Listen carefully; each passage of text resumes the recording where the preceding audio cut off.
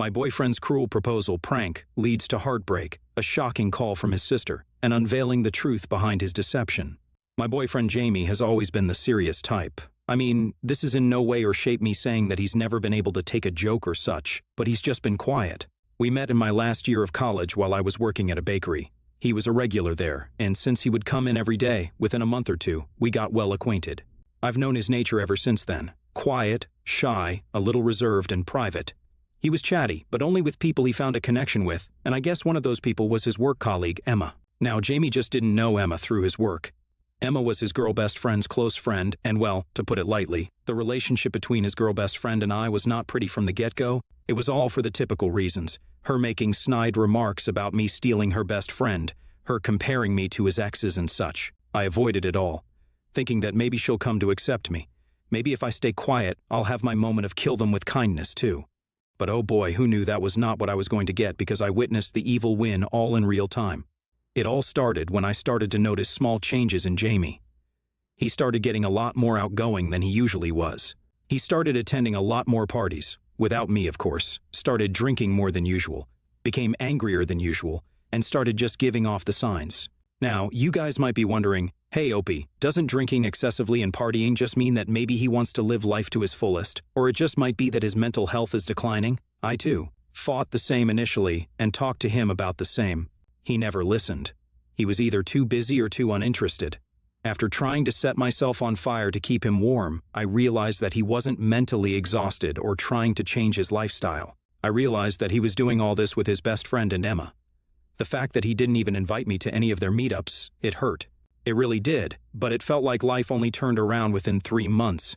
Everything felt like it just flew in thin air, and I felt like I was losing touch with it all. Well, thanks to Jamie's sister, I think I was able to take off my rose-tinted glasses before it was too late to do anything. The breaking point began on the day a week back, when Jamie invited me to one of his dinner parties that he attended with his best friend and Emma. I was totally surprised because, like I said, he has never done this before.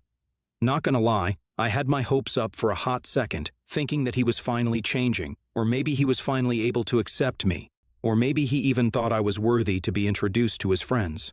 I know this all sounds pathetic, like I was desperate for his validation, but the thing is that I was just so needy for his love after being stripped away from it all for all these months, that I was going crazy in a way. So, I got ready in my prettiest dress, wore the best makeup, and got going. Little did I know I was going to get it all ruined soon. The moment I reached the restaurant, I knew something was off.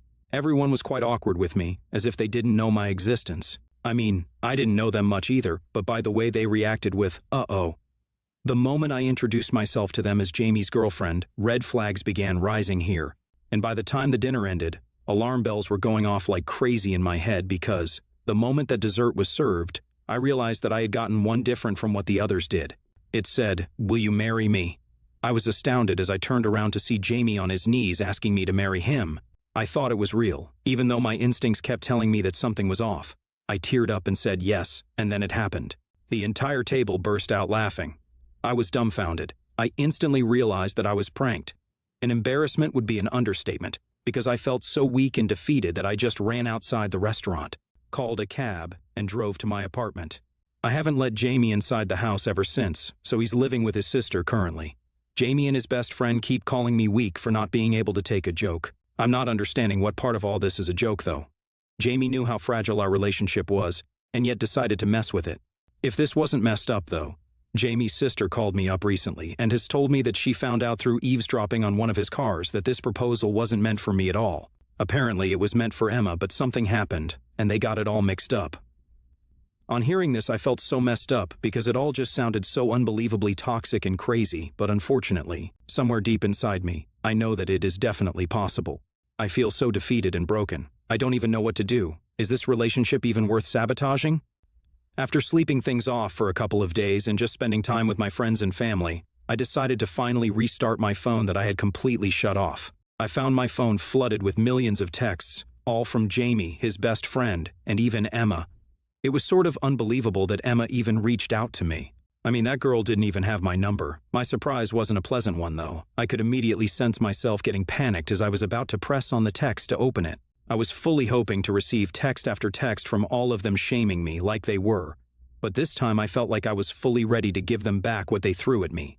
I believe that I wasn't as weak as the last time, but at the same time, there was definitely a part of me that was weak. So, with this weird feeling inside me, I opened the message and was shocked to find out that their tones had completely changed. I saw their texts go from bitter to sweet, vile to angel-like within the span of hours. I was, and still am, confused as to what truly brought about this change. I didn't end up responding to any of them, because WTF am I even supposed to say to them?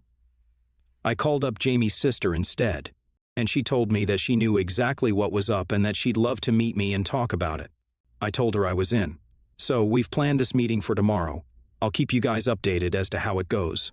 Today was the day that Jamie and Jamie's sister Jacqueline met, and boy was the meeting worth every tear that I lost over him. Jacqueline started off the story from the beginning, why the prank actually took place. Apparently Jamie was going to propose to Emma at the dinner party and leave me. He had made the dinner party reservations for the same and saved the rest for the proposal, but he forgot about it all, and ended up inviting me to the dinner party because I wouldn't stop cribbing about the fact that he wouldn't take me to meet his friends. He then did the whole prank thing, which led me to kick him out of my apartment. He moved in with Jacqueline, who knew everything, and told their parents about the same. The word spread, and now everyone, including his friends at the party, are shaming his best friend Emma and him over being toxic cheaters. Apparently Jamie has also cheated on Emma with his best friend, and that's causing some internal issues within them. Everyone is disgusted by him. Jacqueline has gone as far as kicking him out of her apartment. He's currently living in a hotel.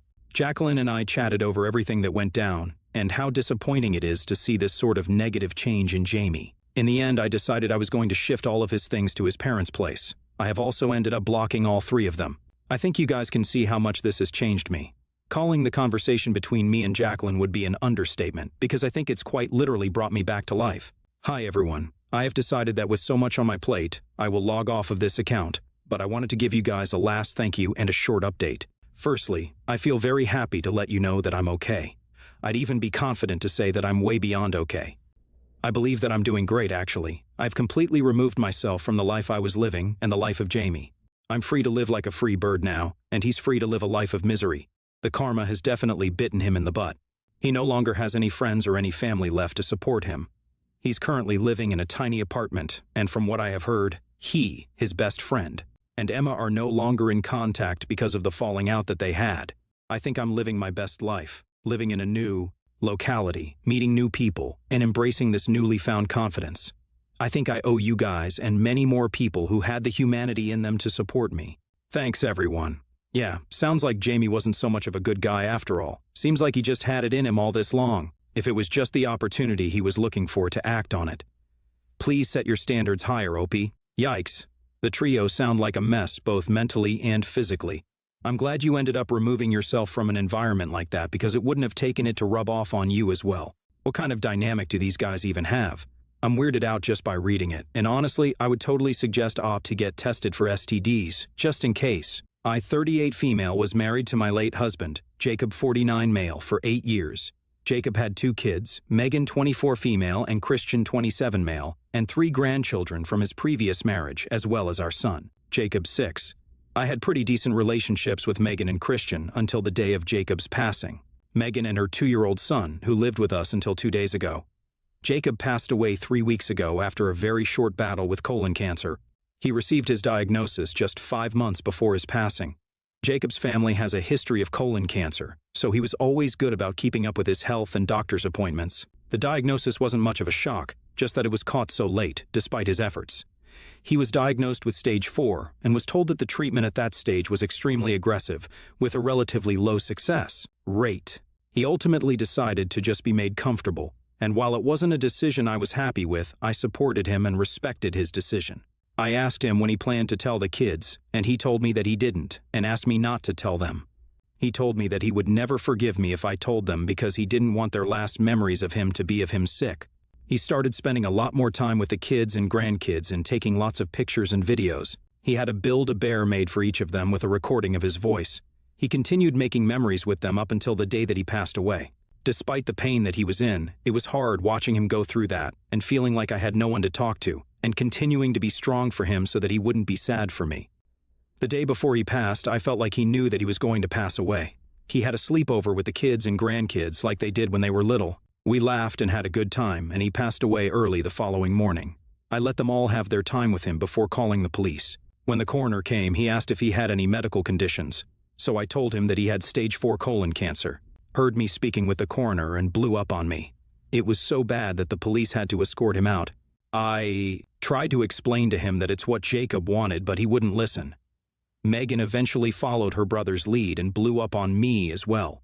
They called me so many horrible names, and I broke down. Jacob was cremated as he requested to be.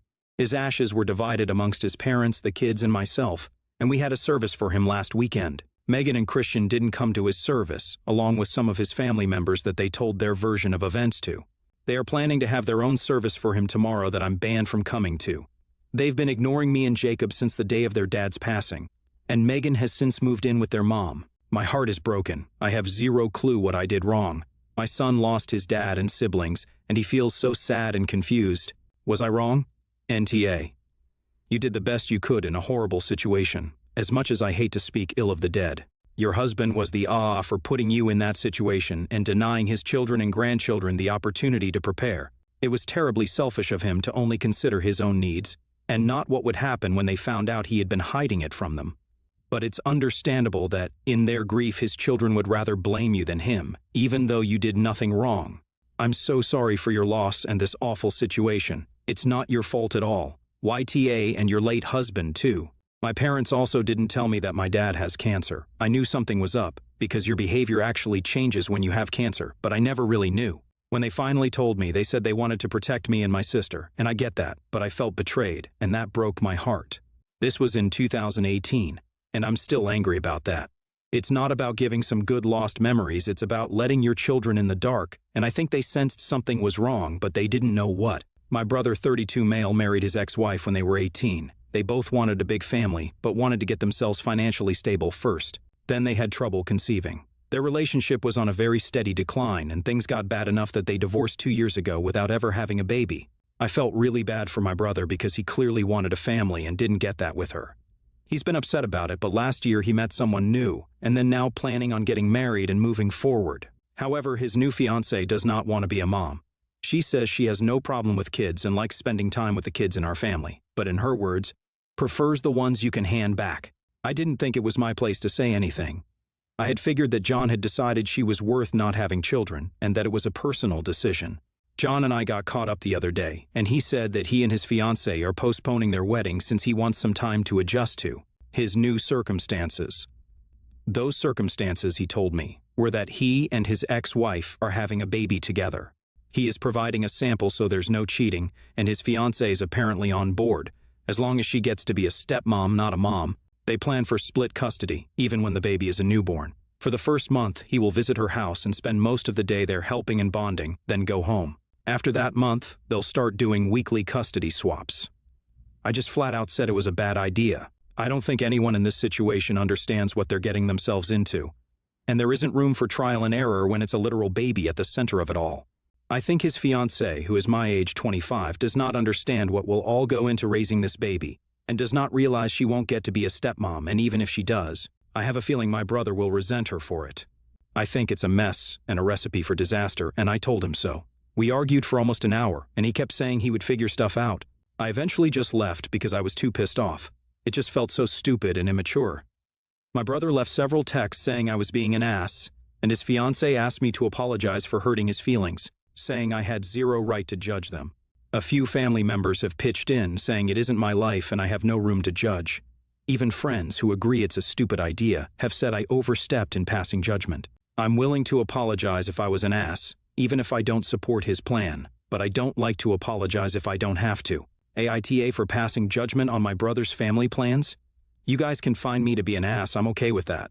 Please do not fraudulently report me as being self-harmful or suicidal. Please save those resources for people who need them, instead of using those resources to own people you disagree with. NTA. This plan is wrong in so many ways, but people are going to do what they're going to do. You are thinking of the child, they are thinking of themselves. That being said, who's to say it will work now if it didn't when they were married? If they do end up having this kid and you want to be part of his/her life, you may have to apologize to him if you don't mean it. NTA and whoa. I'm a woman who never wanted kids.